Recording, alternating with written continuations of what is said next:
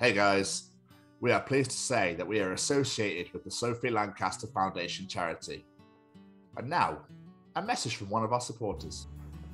Hi, my name is Emily Wise. I heard about Sophie's death a few years ago on a TV show, and it stayed with me because I was the odd person out growing up, and my family members were the ones who bullied me for being different.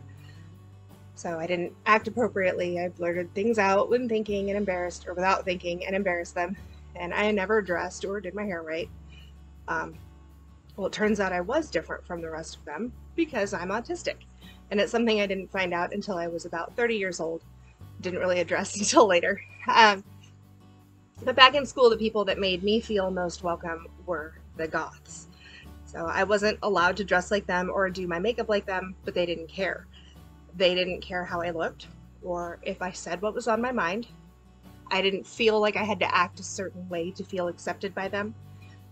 They weren't welcome at my house, but I never felt unwelcome at theirs. And there was no judgment. So they wouldn't have hurt anybody for being different from them. They took a lot of shit for being different from everybody else, though. So I have a daughter of my own now, and she'll be 9 on Saturday. She's autistic too, and her quirks make her amazing. She loves the goth aesthetic.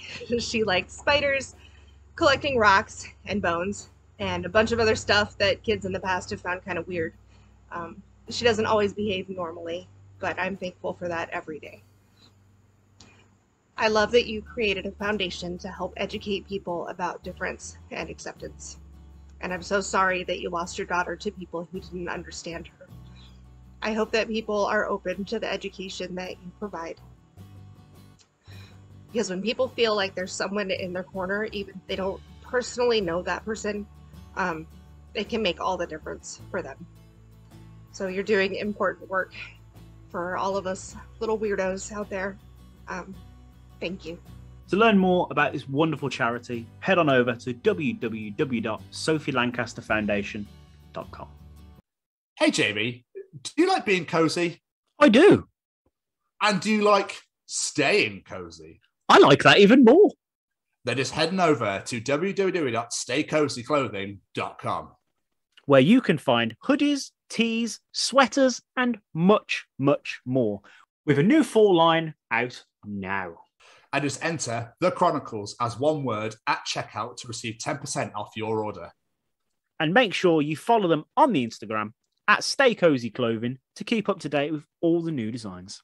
Remember, guys, that's the Chronicles as one word at checkout to receive 10% off your order.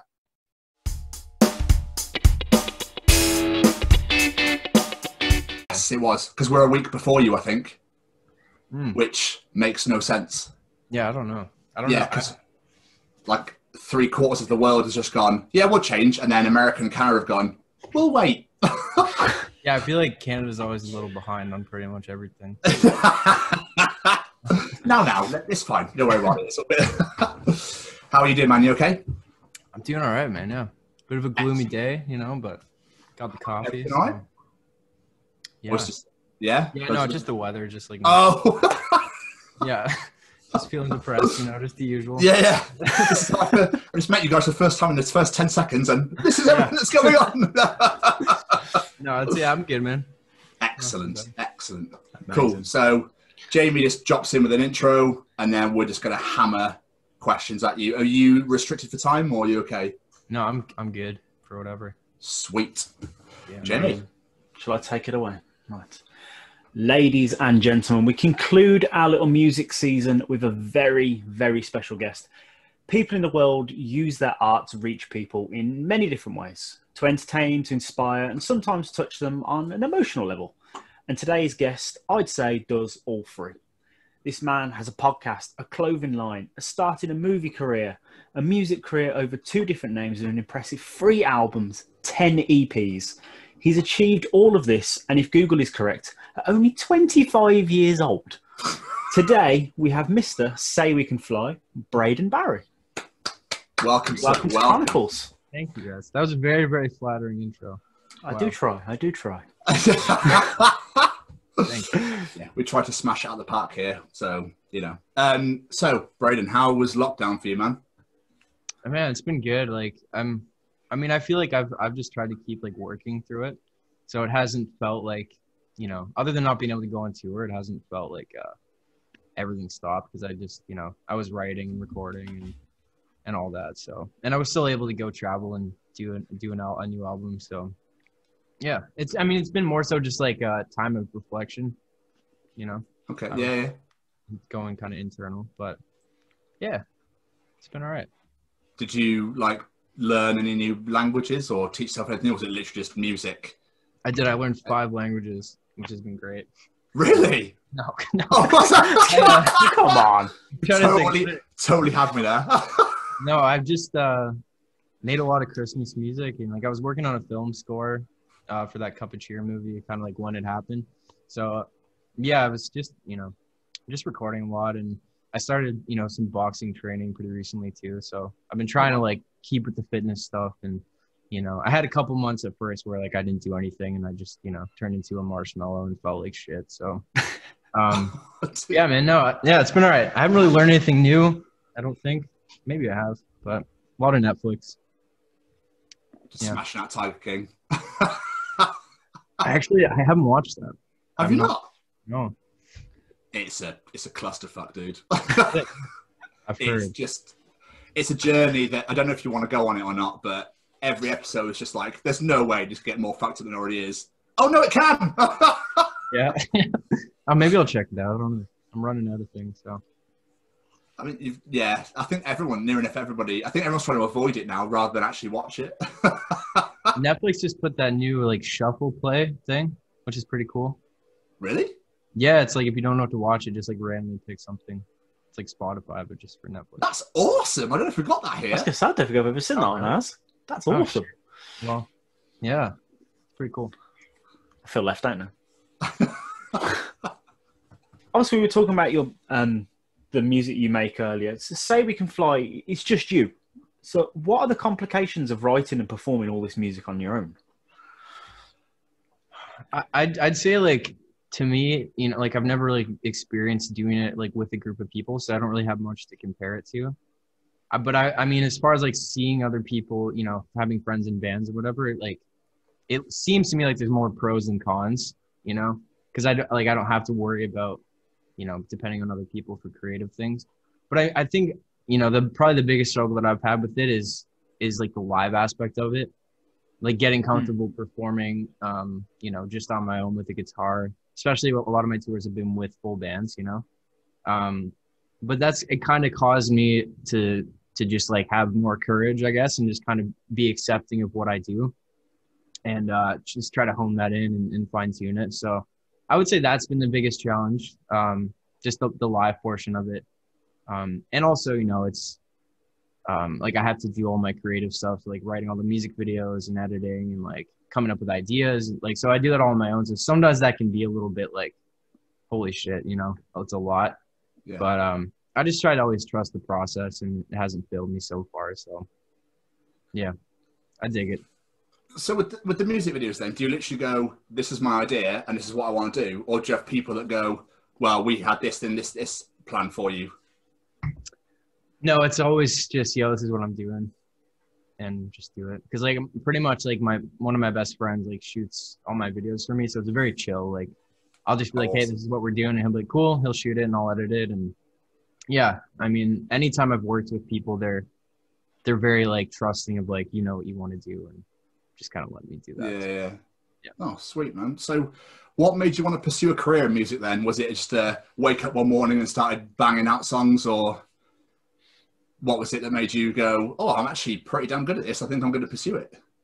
Yeah, I think it's like the kind of the cliche like musician thing of like just being kind of depressed and like lonely as a kid, and like not having, you know, many other constants in my life. And I was bad at connecting with people, you know, and at a young age, like just I had a lot of shit going on at home with my parents fighting, and like just, you know, very kind of unstable, like always anxious about something. Like, so I think music was just like the one constant that I had. Like pretty much the first moment I decided I wanted to play guitar was like, I think in grade 3 or 4, my teacher would come in and play acoustic guitar every week for us. And I was just like, wow, like I look forward to it every week. So I just fell in love with it. And then I, you know, got my first guitar, and, you know, I would just get so lost in it. And then it kind of became, you know, I tried writing my first song and I showed my mom and she was like crying. And I was like, wow, like I made something that had an effect on someone, you know? So, and I can't do that just in like normal conversation. So it was kind of my way of like crafting my feelings and then sharing them without having to worry about doing it, you know, right in the moment or something. So, and I think it still is that for me, you know, it's just something, it's almost something to hide behind a little bit and, you know, can take my time to have the desired effect on somebody. Yeah. So yeah, it's just always been a constant and something that I can kind of depend on in a way. So that's awesome, dude. That's blown me away already. So how did you come up with Say We Can Fly? How did you come up with the name? I mean, it was honestly like I was just really really into like the one word bands, you know, like Never Shout Never and whatever the other ones were, I can't remember now, but mostly Never Shout Never I was into. So I was like, I want to do like a one word thing, and so I went on YouTube. I was like, I'm just gonna make a channel, and I tried some other name. It was like Black X White or some like weird MySpace emo thing. And it was taken. So Say We Can Fly was just the second one I tried, and it was available. So like, okay, I'll use this, and then I just went with it. Nothing cool behind the story. It's just, yeah. No, I love the name. So I was just curious. I absolutely love the name. Thank you. So obviously you mentioned that you started do all this on your own and everything like that. Was there ever a point where you wanted to do this with a full band, or was it always, this is me? I mean, at first, like when I first started playing music, I was like, oh, I need to find a band whenever, like when I was young. And then I had a couple times, like I did try a couple full band tours, like after I signed, I think it was after I signed to Epitaph Records for those couple albums. I did 2 full band tours just because some of my, you know, my production is full band, like all my songs, even though I do most of that, like still on my own. I play, you know, usually play them acoustic live. So I was like, it'd be cool to try, you know, doing the full thing live. But it just, I mean, it was good. It was cool, but it just didn't feel the same, you know?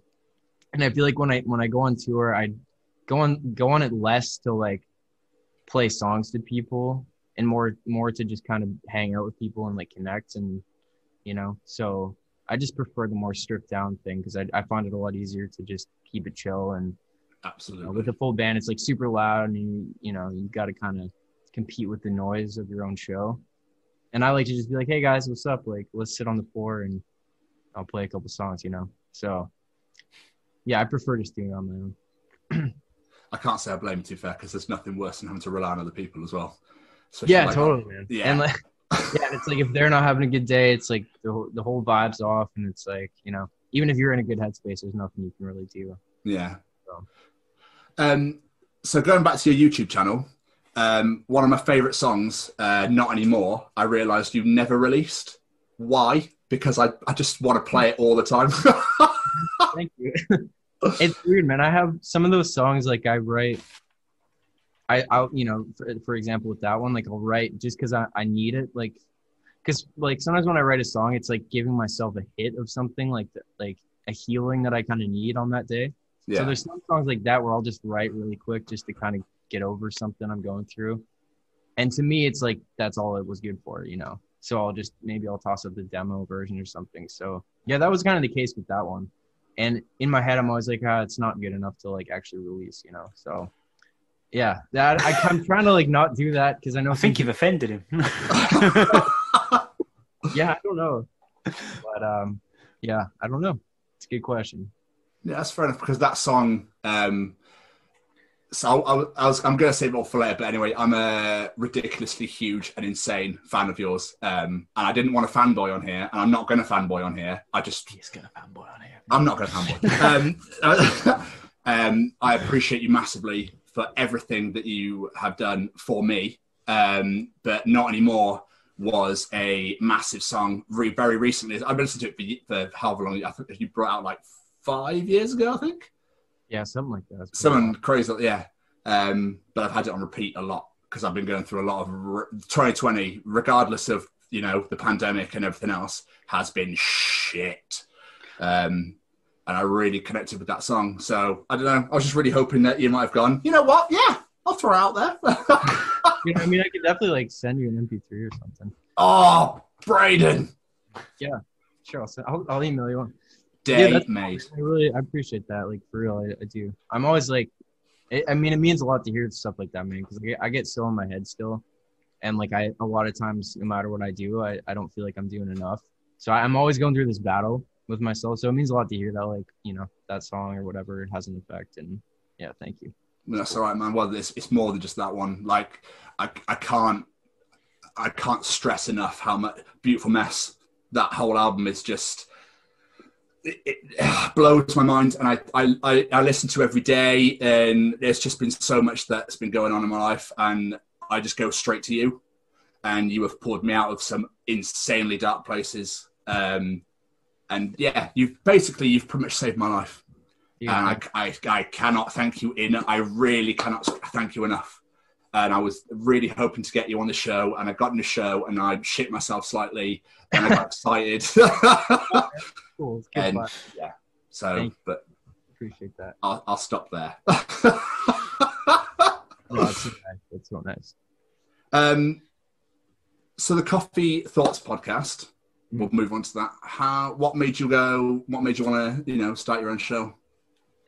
I don't even know, man. It was never like, oh, I'm going to start a podcast. It was more of just like, I don't know. A lot of times when I would, because I've always kind of been on this journey, like this kind of spiritual journey or like self-growth journey, as well as like the music. Like that's been something I've really tried to like, I don't know, make a part of my life. Just like learning more about how to be a better person and like how we work and how our emotions work and, connecting with the universe or whatever. So a lot of times it'd be like when I feel like I learned something or like came to a realization that like helped me, I would just want to like lay it down like an audio track and, for anyone who might be, because there's some things you just can't really say in a song. So it's like, I just make a 10-minute audio clip and I would post it on SoundCloud. And then I was like, oh, it'd be cool to just call this a podcast, So it's really just kind of been a very casual collection of like realizations or things I've learned or whatever. It's not really a formal thing. I don't do it as much as I used to, and I miss doing it, But yeah, I just always find a lot of comfort in that too. Like sometimes when I talk through things, it helps me as well, Yeah, I found them to be truly inspirational, man. Again, I've started again. Thanks. That's awesome. Like I really genuinely appreciate it. Yeah, because obviously they're always very relevant topics as well. You always bring out. And get a lot of love from the fans as well. I've noticed from YouTube, I noticed all the comments on there that people just like, going absolutely mental saying thank you so much. Yeah, and it's one of those things where sometimes like I'll record it and I'll listen to it and be like, what the fuck? Like, what am I talking about? Like I sound like I'm stupid or, So I try to just like, do it and trust myself in the moment and put it out. So I'm very critical of myself, and it's something that I've actively tried to work on, but it's also the thing that keeps pushing me forward, I guess. Yeah, no, that makes sense. So you probably shouldn't be so hard on yourself, man, if I'm really honest. Because, welcome to my TED Talk. Yeah. Why Braden should love himself as much as I love him by Tom Stevens. I would totally listen to that. Right, well, I better get started. No, I'm joking. So obviously, when we first had this conversation about you coming onto the show, you said you absolutely love podcasts. So how did you get into them? Where did that love come from? I'm trying to think. Where did it start? I think it was just the first one I really listened to is basically this organization called Higher Balance. Just this guy that kind of teaches like meditation and spirituality and just kind of just different things about hacking reality and shit like that. So I got really into his podcast, and then I listened to a lot of just like lectures as well, like psychology lectures and like Alan Watts lectures on YouTube. So I don't know. I absorb things better when I hear them, and then I got into the Joe Rogan phase. And what is the other one? H3, the other one. H3, the H3, what is it? H3, I think that's what it is. I don't know that one. Oh, okay. Well, anyway, and then, I don't know. I just like to listen to things. So, and I love just sitting down and like having a conversation, So yeah, I was really stoked when you asked me to do it. Oh, mate. Sorry. It's like, I don't know, because I feel like, I don't know, it's just nice to kind of preserve that, you know, like a conversation you have. It's such a cool thing to preserve, because you never know, like, when someone's gonna watch it or hear it and maybe they needed it, or like you said something that like resonated, you know. So I think it's cool. I completely agree. I love podcasts. I think podcasts have helped me become the person I am today. They've brought me out of my shell. They've sort of made me more accepting of myself, as weird as that sounds, because I've always been very self-critical when I was younger. My self-esteem was bloody dreadful.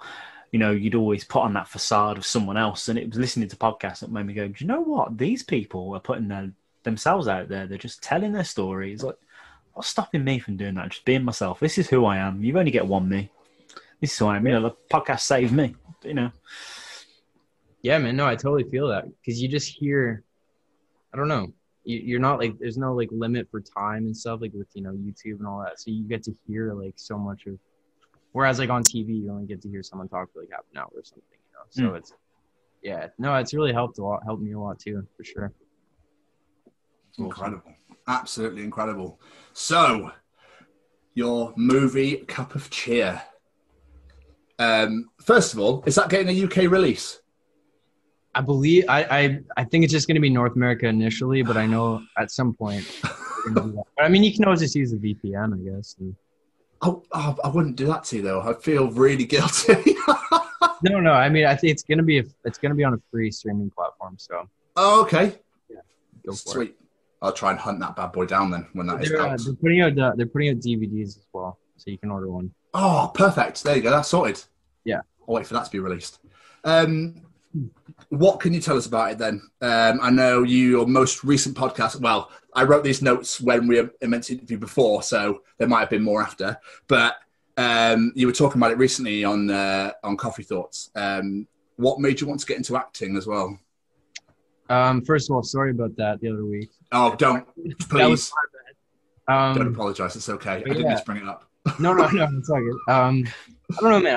I've always, I think like since I was a kid, I've loved acting more than anything. Like more than music, like more than anything, I always loved it. And it kind of started with like, you know, Harry Potter and Lord of the Rings for me. And like, I would go outside and like pretend to be Frodo, pretend to be Harry Potter, and like play through all this shit. Like, yeah. So I think more than anything, it was just like an escape to like become a character and like do all this shit. And I could do it for hours, like just by myself, you know? But I think like I've just always loved like film and loved to know how it works. And, you know, I love music video. Like I love making music videos because I get to kind of like, you know, I love editing. So I love the whole mechanics of film and like telling a story on camera. And I've learned a lot about it over the years. And, yeah, so acting, I've really only like got the chance to do it in the last couple of years. You know, it started with like my own web series that I make with my friend, like it's a comedy web series. And then, yeah, it kind of led to the Cup of Cheer thing, whatever. So I feel like I'm just kind of getting into it now. Cause again, like that's, you know, that's something that I don't even know if I would have been able to do like 3 years ago. Like, cause it's hard to get out of your head, you know, especially when you're on set or when you're doing something like it's really hard. But I think comedy has really helped me a lot because it's so different from how I am normally. So just being able to let loose and like become a character that I'm not, like it's really helped me to just kind of let go of things, you know. So I love doing it though. That's awesome, man. So what of the movie, can you tell us much about it? Yeah, I mean it's basically like a parody of, you know, cliche Hallmark Christmas movies.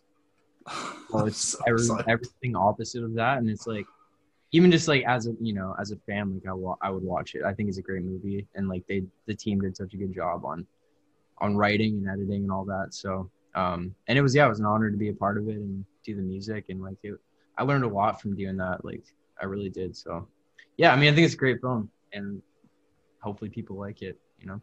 Well, I'm gonna ram it down people's throats. So. Yeah, no, that'd be sweet. Yeah, I'm very excited and I'm also really excited for the music. Because I'm going to go off on a tangent, but the one thing I love most about you, I'm so sorry again, is nice. I love the raspiness of your voice when you string notes out. Oh my God, it gets me every time. Thank you. one of them, it's like, throw the ball and just like smash it straight out of the park. Thanks, man. Yeah, no worries at all. It's just, I'm going to stop now. We'll carry on. Yeah, no, that's cool, dude. That's one thing that, like, I realized I didn't do enough of, like, on my last record. So the new one that I just did, Beneath the Roses, it could be coming out next year. I, like, made a shit ton of that, like, really heavy, high. I can't wait. Stuff, so. I cannot wait. Yeah, man, I'll send you guys a link to it. I have it done, so if you want to check Yes, it out. please. Yes, please. That would be incredible. And I would love that very, very much. You're making this man's day. I love it. So obviously we were just talking about the upcoming movie. When I was doing my research on it, I saw that you wrote, starred, and directed something called Dake and Tyke. Yeah. Could you tell us more about that project, because it just looks interesting as hell. Yeah, so that's the comedy web series that me and my friend Micah, he's like my best friend. He's the guy that shoots all my music videos. So it's just a web series about two stoners, and like it's just like crazy shit. We just play like multiple characters in it. So it's so much fun to do, man. Like we just have a very strange we just built this entire world that makes absolutely no sense, and we just kind of like do it. I mean, we just do it for our own enjoyment, and yeah, but this really helped, like giving me, it's giving me practice in front of the camera and like with editing and stuff. So a lot of it we just did because we wanted to do something, instead of just waiting around, like maybe we'll get an opportunity. Like we just wanted to make our own thing. So yeah, so we just finished writing like a movie for it. So like hopefully we can shoot next spring. That's kind of our goal. But yeah, it's a lot of fun. Very strange, but yeah. I'm very excited for that as well. That's incredible. Are you planning, and were there any tours planned before COVID? Yeah, there was. So yeah, I think I had like a month or two US run with a band called Makeout that got canceled. We were literally about to announce like a UK Europe tour, and then that got all fucked up. But hopefully soon, man. I miss it so much. I was gutted because you toured with Red Jumpsuit and Cute Is What We Aim For, and then Cute Is What We Aim For pulled out. Yeah. But it sold out so fast, I didn't get to go, and I was absolutely gutted. Yeah, that was a fun tour. I think playing in the UK is like my absolute favorite. Really? Do you get a lot of people singing back to you and that sort of thing? Well, I imagine you get that everywhere. No, well, it's kind of different. It's just a different vibe. I find like in the UK and even in Europe too, like some places, it's just more genuine excitement of like, fuck yeah, like we're at a show, Yeah. Like it's always a good vibe. And I just like the UK in general too. So. And we like you. So, I guess when the pandemic's over, then you're planning to come back here. Yeah, totally. Definitely. Sweet. I'll be looking out for that. Yeah. Where are you guys? What part of the UK are you in? I'm in Cheltenham, which is by the Welsh border. And I'm in Birmingham. So. Oh, cool. Yeah, I don't need to describe that when everyone knows Birmingham. Yeah. No, I like playing there. It's always good fun. Amazing. I was going to say, when we did the intro, I listed off the 100,000 things that you do. And including in that is you have your own clothing line. So how did that come about? That's awesome. Yeah, I don't know. I just I don't know. I've always kind of wanted to do, just merch and clothing stuff, and Stay Cozy is just something that I've been using on t-shirts since like 2013 or 2014, and people for whatever reason seem to enjoy that. Like it's always been my best-selling shirt, like no matter what. So I was like, yeah, I'll just, I'll build it into a clothing line. It's something that I wanted to do for a long time, and I tried a couple times, but then I think last summer, I took a bunch of like drop shipping courses and like how to use Shopify and like how to do online like e-commerce and whatever. So I just took all that knowledge and built a store and figured out how to do it properly and efficiently. I just started designing pieces and whatever. So it's still kind of, it's only a year old, and it's a lot of work because I've been doing like everything, like all the back end, the shipping, the packaging, like the ordering. So, but I'm actually about to partner with somebody who's going to help me out, which would be awesome because I can finally kind of grow it. So it's just something that I enjoy, and it's kind of been like on the back burner a little bit, but moving into next year would like to make it more of a, constant thing. So You're a man of many talents. Thanks, man. How do you find time for all these projects? It's mad. I don't know, man. Like, I don't know. I mean, it feels like I have too much time during the day a lot of times, like, but some of it is like, I get kind of bored if I'm not like learning something new or like working on something. So I'm always trying to, just for the sake of like, oh, I did something today, so. Yeah. Yeah. Are you going to be bringing out any vinyl at all? Yeah, that's the plan. It's something that I've wanted to do for a long time, but I think I'm probably going to wait till Beneath the Roses to do vinyl. But that's definitely like something I've already talked about with my label and everything. Amazing. So, yeah. Awesome. Yeah, I keep looking. I keep like searching and going, why is there nothing?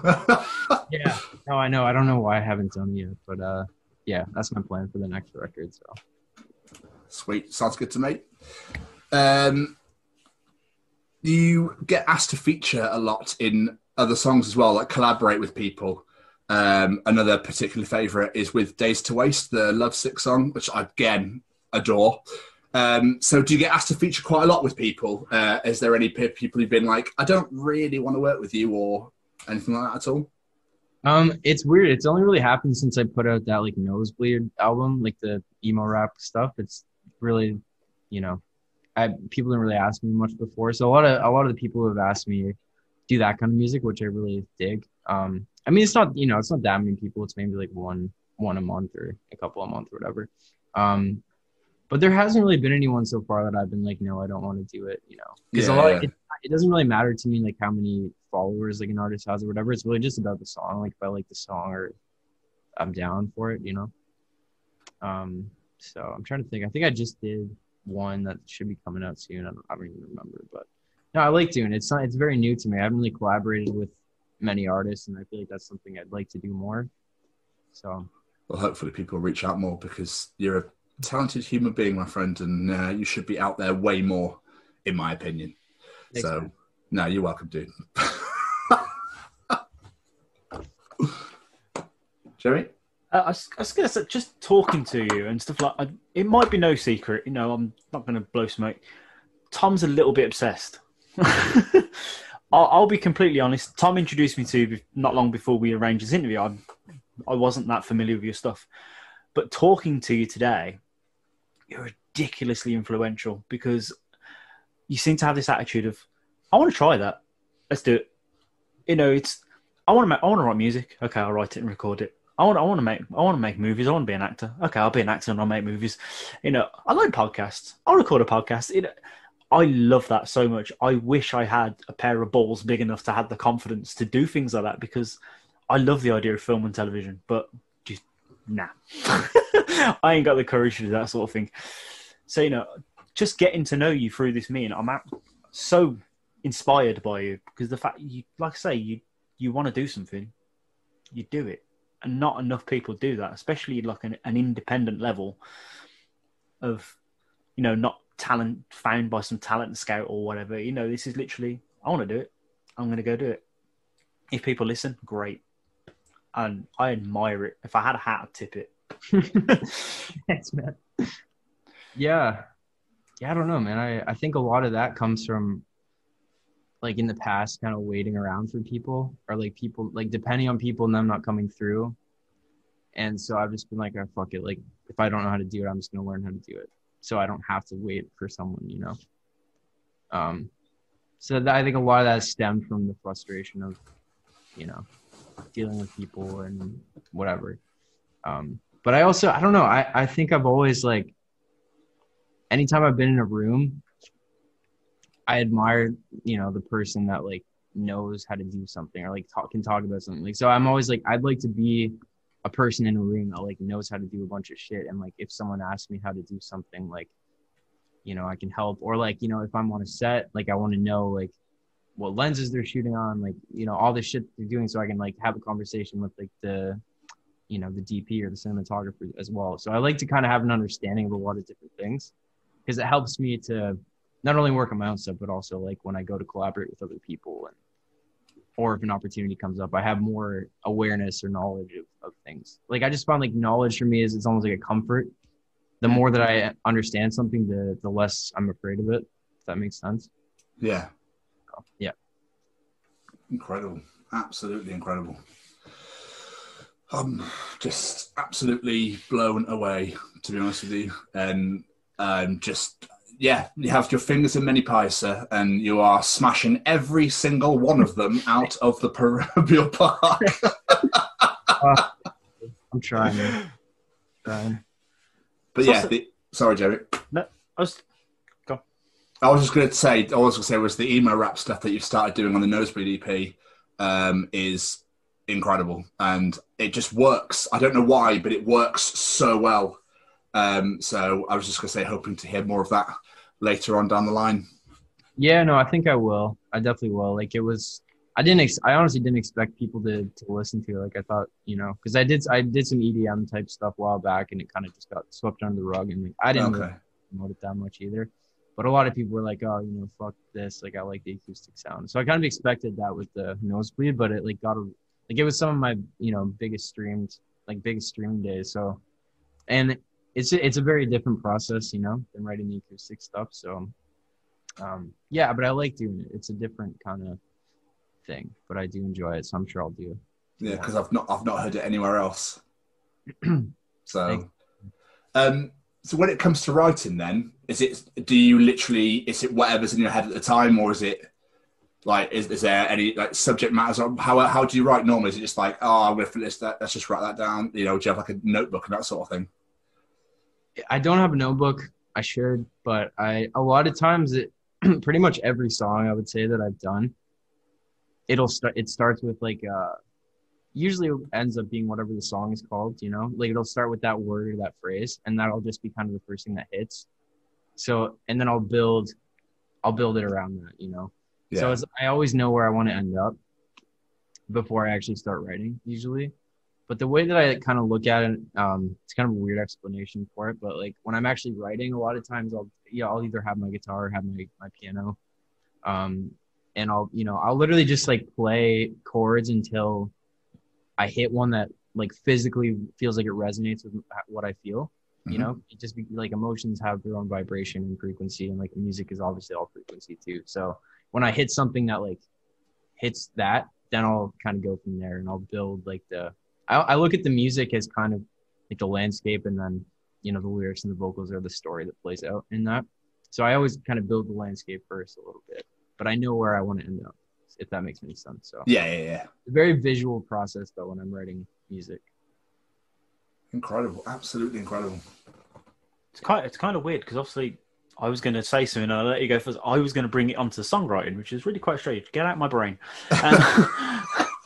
So when it comes to your lyrics, obviously I touched on in the intro again, like they're very emotional lyrics.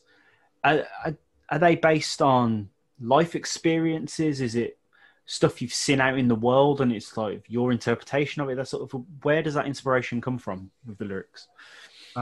It's always something that I've experienced, but sometimes they'll like, I'll write like a love song or a heartbreak song that's not actually about that. It's about something else, but so most of my writing, a lot of it is like metaphorical, but it's all something that I felt, like it stems from something that I felt but I don't know. I've always been kind of like obsessed with like duality, and how like there's always two sides to everything. And, it's like when you're in love, there's always like the fear of losing it, or, there's always like the dark part of everything. So I think a lot of my writing is to try to come to terms with that and try to like face that part of myself or of life, because I find this weird comfort when I dive into that. So, yeah.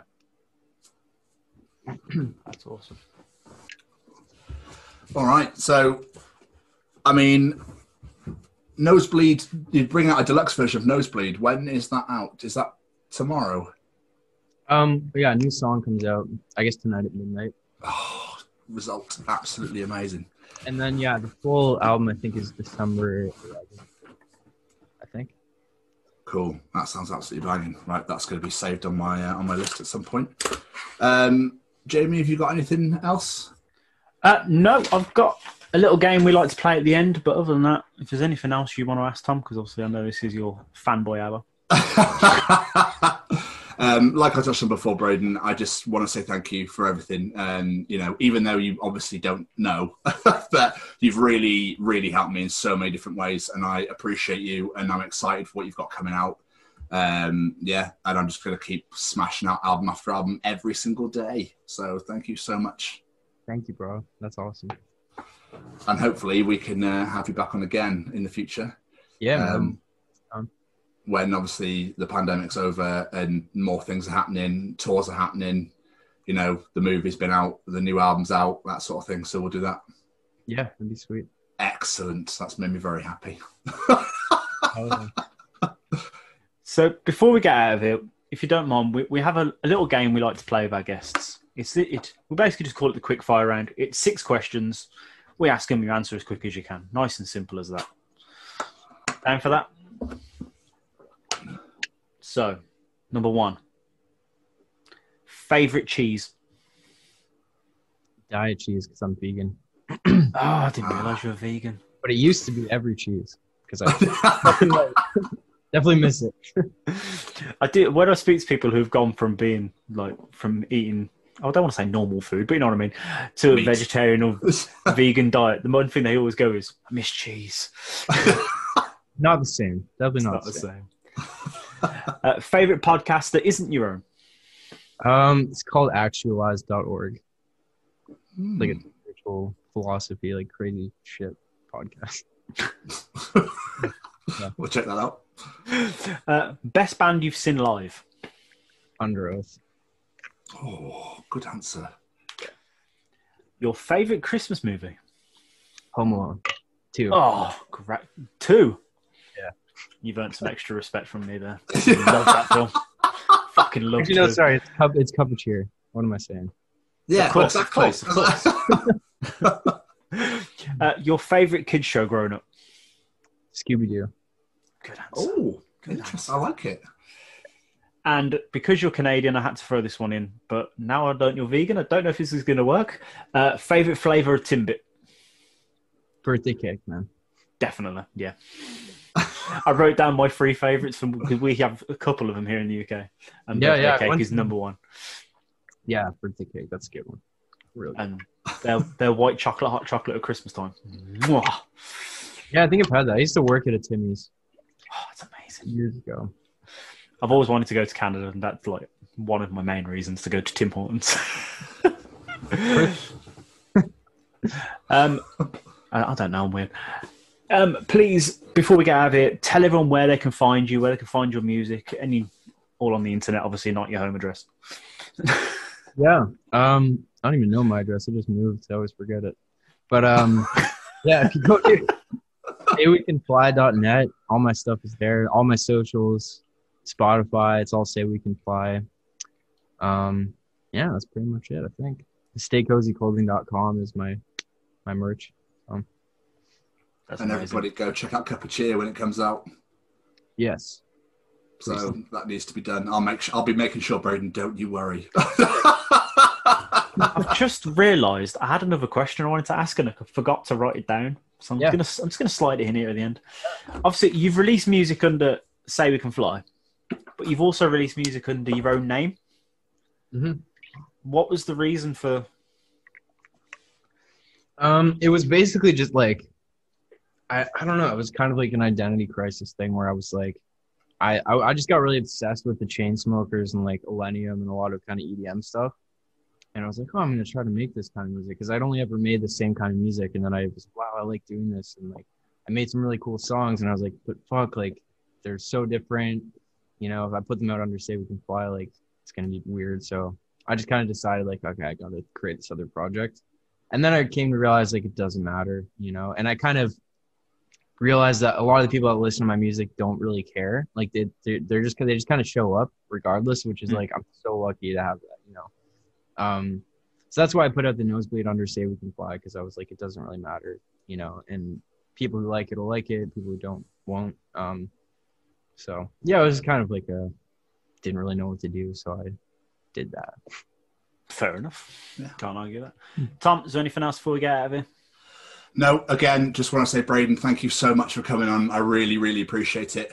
I'm excited to have you back again in the future. So thank you so much, man. Yeah, thank you guys. This is really nice. I'll send you a link to the album. And yes, please. And can I please have Not Anymore? Yeah. I will send that as well. Definitely. Braden, thank you so much. You've made my co-host the happiest man I think I've ever seen in my life. So. Thank you guys, man. It's good vibes. I needed this today for sure. Well, I'm glad we could help in our own little way. Absolutely. It's good to talk, man. Now you take care of yourself, and I hope you enjoy the rest of your day. Yeah, you too, man. Yeah, whenever this is up, just let me know. I'll share it around. Star man. Thank you so much. Take care of yourself, bro. Take care of yourself. Thank you very much. Bye. Yeah. Hi, I'm Frank Guglielmelli, and I'm the narrator for some wonderful audio dramas from SayCast, like Marty and Mars, Bounty Hunters, and a great part in Val Toby, with much more to come. You can find these programs on Spotify or wherever you listen to podcasts, or head over to our website, www.saycast.com. We are excited to announce that we are now affiliated with the Chronicles of Podcast with Tom and Jamie.